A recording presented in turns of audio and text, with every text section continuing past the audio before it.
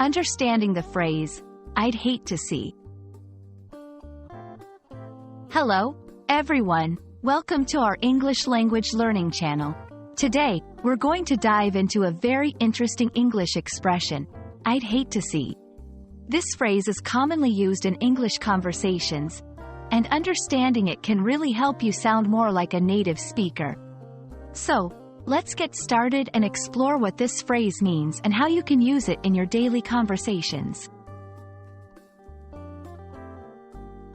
"I'd hate to see" is a phrase used to express a strong aversion or reluctance towards a potential outcome or situation. It's a way of saying that you really do not want something to happen because it would be unpleasant, disappointing, or unwanted. The phrase conveys a sense of concern or empathy, depending on the context. For example, when someone says, "I'd hate to see you lose your job," they are expressing that they would find it very upsetting or unfortunate if you were to lose your job. It's a way of showing they care about you and your situation. This phrase can be used in various contexts, ranging from casual conversations to more serious discussions. Here are a few ways to use it. Expressing concern, "I'd hate to see you get sick because you're not dressing warmly." Offering advice, "I'd hate to see you miss out on this opportunity because you didn't apply in time."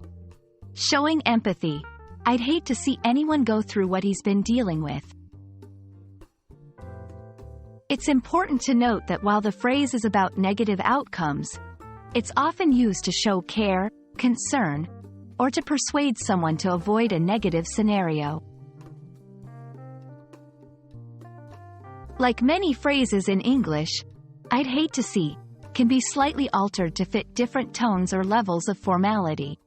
Some variations include, "I wouldn't like to see," a bit more formal; "I wouldn't want to see," a slight variation in preference; "It would be awful to see," emphasizes the negativity of the outcome.